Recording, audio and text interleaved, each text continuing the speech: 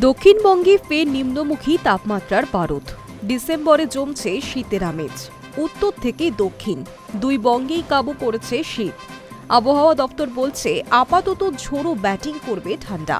25শে ডিসেম্বরের আগে শীতের আমেজ আরও বাড়বে রাজ্যে। কতটা পারদ পতন হবে?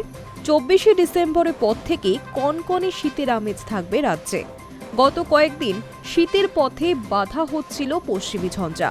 তবে আবহাওয়া দপ্তর বলছে বর্তমানে সেই ঝঞ্ঝা কেটে গিয়েছে, ফলত বাড়বে ঠান্ডা। রাজ্য জুড়ে বজায় থাকবে শীতের আমেজ।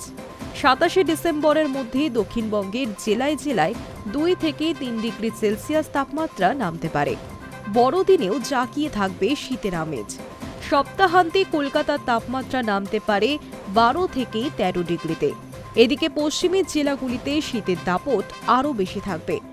আপাতত সর্বনিম্ন তাপমাত্রা 10 থেকে 11 ডিগ্রি সেলসিয়াসের আশেপাশে থাকলেও চলতি সপ্তাহে তা 9 ডিগ্রি সেলসিয়াসে নামতে পারে।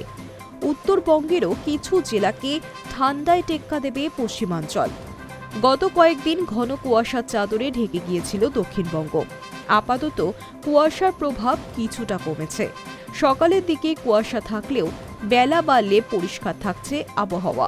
বৃষ্টির সম্ভাবনা নেই আগামী 7 দিনে। শুষ্ক আবহাওয়ায় বিরাজ করবে। শুষ্ক আবহাওয়ায় শীতের আমেজ থাকবে ভরপুর। উত্তরবঙ্গেও সকালের দিকে হালকা থেকে মাঝারি কুয়াশা থাকবে সব জেলাতেই। কোথাও কোথাও ঘন কুয়াশায় দৃশ্যমানতা নেমে যেতে পারে। উত্তরবঙ্গে ঠান্ডা আরও বেড়েছে। আগামী 2-3 দিনে আরও তাপমাত্রা নামার পূর্বাভাস রয়েছে। ইতিমধ্যেই উত্তরে পার্বত্য এলাকার তাপমাত্রা 5 ডিগ্রি সেলসিয়াসের আশেপাশে রয়েছে। আরও পারদ পতনের সম্ভাবনা রয়েছে। Hi news network.